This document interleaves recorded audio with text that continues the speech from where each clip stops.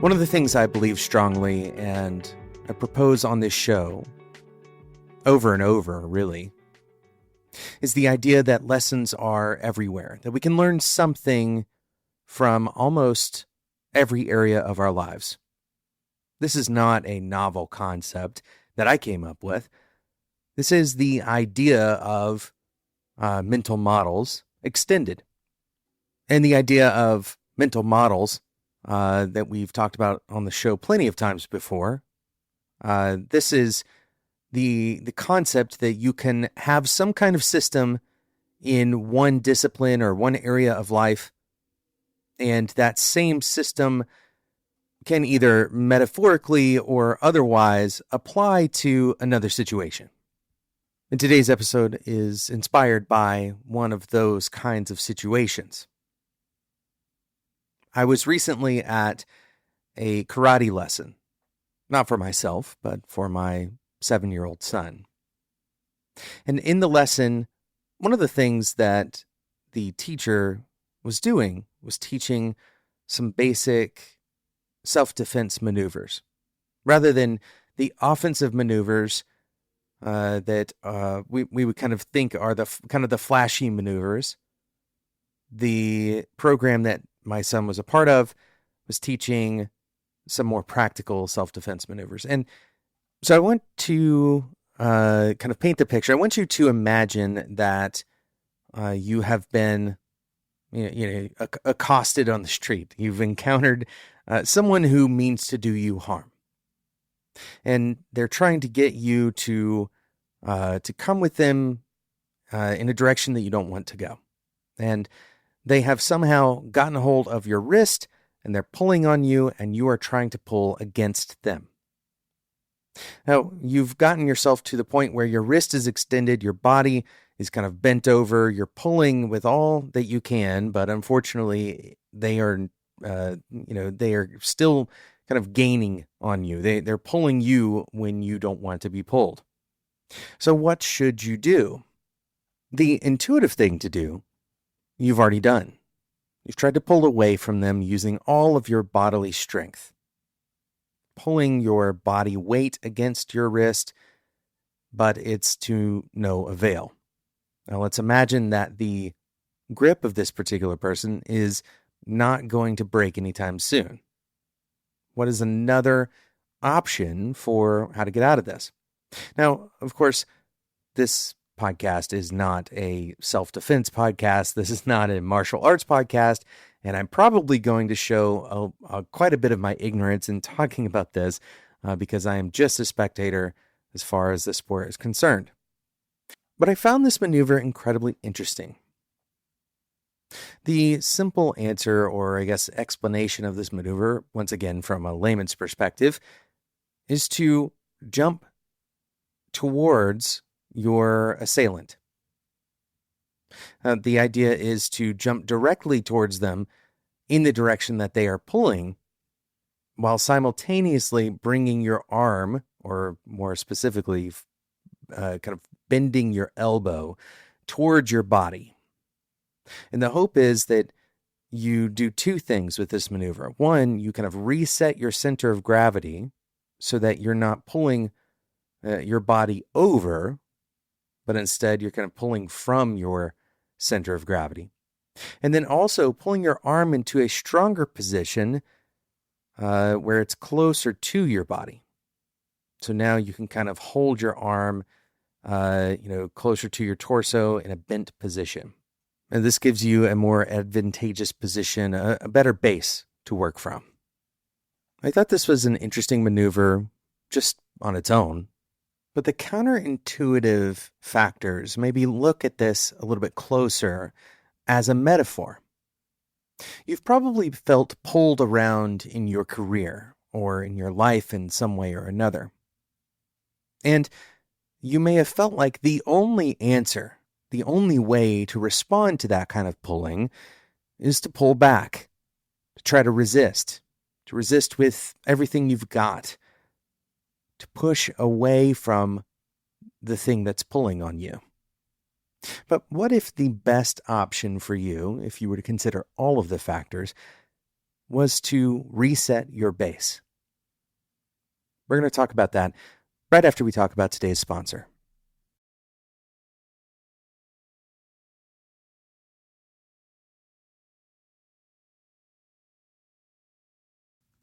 How long should it take to write 7 lines of code? 7 minutes?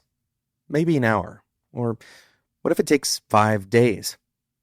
You might be tempted to think the developers on your team need help writing code.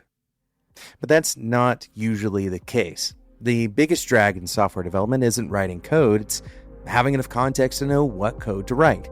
You probably already know this if you're listening to this episode. And in a perfect world, your engineering team wouldn't waste time, days even, searching for the context to understand your application. But on average, most developers spend more than 2 hours a week trying to find information about how a code base works. That's why there's Unblocked, to give your engineering team the answers they need to get their jobs done at the speed they and you both want. Your code base is a compilation of thousands of past decisions and discussions that live across tools like GitHub, Slack, Jira, Confluence, and more. Unblocked surfaces this history next to your code, so everyone on your team has the context they need, and when someone has a question, Unblocked answers with the accuracy of your most experienced engineers. Get started today at getunblocked.com. That's GET unblocked.com. Thanks again to Unblocked for sponsoring today's episode of Developer Tea.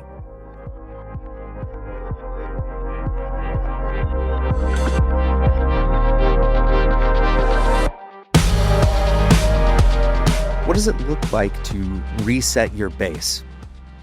In this episode, we've been talking about this simple maneuver, this idea that if something is pulling on you, trying to pull you in a direction you don't especially want to go, that perhaps the strategy that you intuitively want to use, which is to pull against it, could be the wrong strategy altogether. Instead, what if you thought about the reset that we've been talking about in this episode? The idea that you're resetting your position by moving the direction that you're being pulled. So let's say, for example, that you really have been pulling against a policy on your team. Maybe the policy on your team is a certain way that your work management system, you've got it set up a certain way that you don't particularly enjoy. Let's say, for example, that the workflow is not exactly, the Kanban standard that you've come to love. Maybe there's one extra step in the process, or there's checks that you don't necessarily like. There's something about it that you've been pulling against.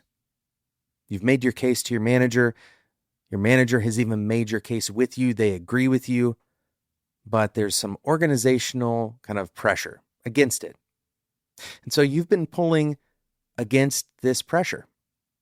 You've been pulling against the policy that has been set out by whatever team. Now, the important thing here isn't necessarily whether you're right or wrong. This is something critical to capture as part of this discussion. It's not so much a question of pulling against someone who is certainly wrong. This is a perception that you have about this kind of process. And we're especially talking about situations that are not necessarily unethical, for example, right? This is not an applicable strategy when you're being pulled in a direction that is against your values in a core way, where you would develop a sense of severe regret, or you would feel like you're going against your own identity if you went this direction. That's not what we're talking about. We're talking about choosing a path that you think is not really optimal, that you wouldn't choose if you had all of the cards in your hand, that you wouldn't choose if you were, kind of leading the charge on all of the decisions. The truth is, you're not going to get your way throughout your career in every decision that you make. And so, in this case, what would happen if you chose to reset. And this reset would look like accepting that this process is not going to change, at least not right now. And instead of pulling against that process, maybe you can redirect your energy. You move in the direction that you're being pulled by accepting the process itself, choosing to align with the process, even if you don't necessarily agree with it, even if you don't think it's going to produce the best outcome. But now that you've chosen to align with the process, you can start to focus on other ways of improving. Maybe your problem with the process was that it made the teams feel like they couldn't get code at the door fast enough, that it slows things down, it slows down the flow. Well, what are other things that you could do to either point this out, to expose that this direction is causing flow issues? Maybe you align with this process long enough that you gather the data so that it's not just your word, but it's also this amount of data that you have to explain the problem.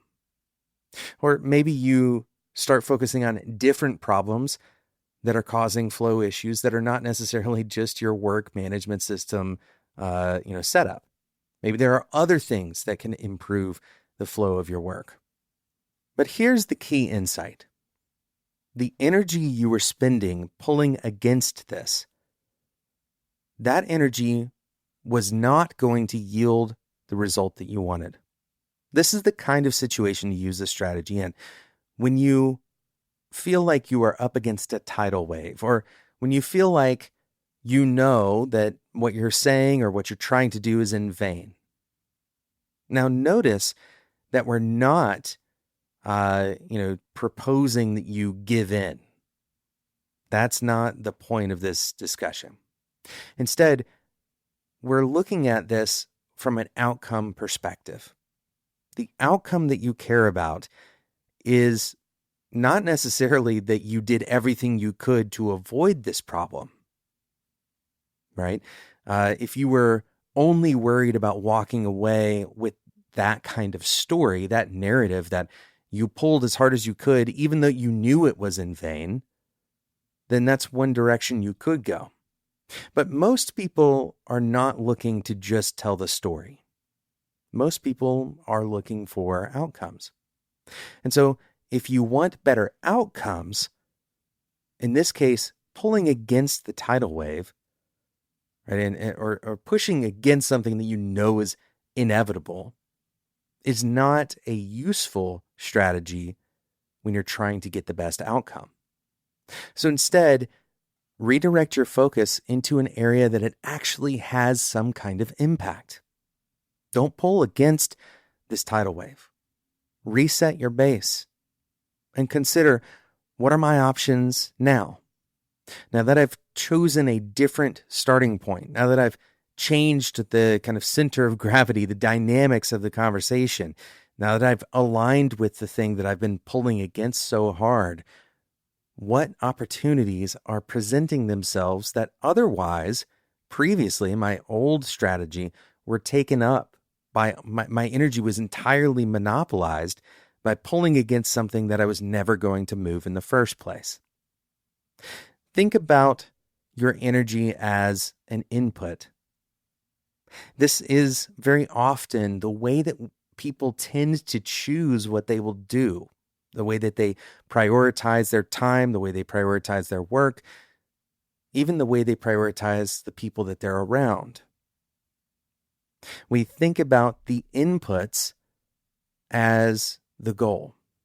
In other words, my job is to write code. My job is to have one-on-ones. My job is to, deploy code or test things. These are all inputs. These are on the front side of the total equation of what your job is about. And most people on the outside of you, the people who would evaluate, whether you're doing your job, and especially those who are paying you to do your job, right? The people who are invested in what you're doing, they would not characterize your job in this way. Instead, they would look at outcomes. Now, at first, maybe the description of your job may include writing code, but you have not necessarily provided the return on their investment by just writing code. Those are inputs. And if you can think about your efforts as inputs rather than the sum total of what you care about, then you can change where you're putting your efforts without necessarily violating your personal values. Think about it like this. Imagine you are an advocate of a particular framework of development. Maybe it's a team philosophy or something like that. And you want to put that into place because you believe it will yield good results for the team. But the team keeps pushing against it.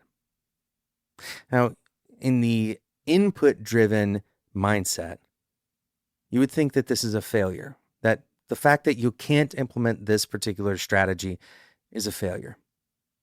But the output-driven mindset or the outcome-driven mindset is looking at what that philosophy was going to gain you in the first place. And importantly, what are other ways we can gain those same outcomes?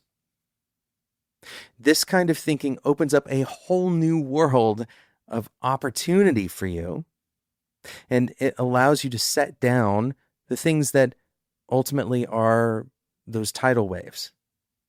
You're pulling against something, and it's an input. If you can start thinking in terms of outcomes, in this case, if we're going back to the metaphor of self-defense, the outcome that you actually care about is not going a single inch that direction. That seems like an input. The outcome you care about is getting away from your assailant. No matter what direction you go, no matter how you move from now to the point that you get away from your assailant, that is the outcome that you care about. And so if just pulling in a direction that they don't want you to go is a pure input, then choosing a strategy that goes beyond that input could mean going the direction they want you to go, only to get a stronger base to move in a direction you want to go. Thank you so much for listening to today's episode of Developer Tea. I hope you enjoyed this little bit of a mental model metaphor that we talked about in this episode. If you're enjoying these episodes, please join the Developer Tea Discord community. Come and discuss these with us. That's at developertea.com/Discord. You can join totally for free. It'll always be free for people who listen to the show. Whether you're an engineer, an engineering manager, your developers know how to write code. What they're probably missing is the context to know what code to write. And Unblocked gives engineering teams the answers they need to get their jobs done without having to wait on or interrupt their teammates. Get started for free at getunblocked.com. That's GET unblocked.com. Thanks again to Unblocked for sponsoring today's episode of Developer Tea. Thanks so much for listening, and until next time, enjoy your tea.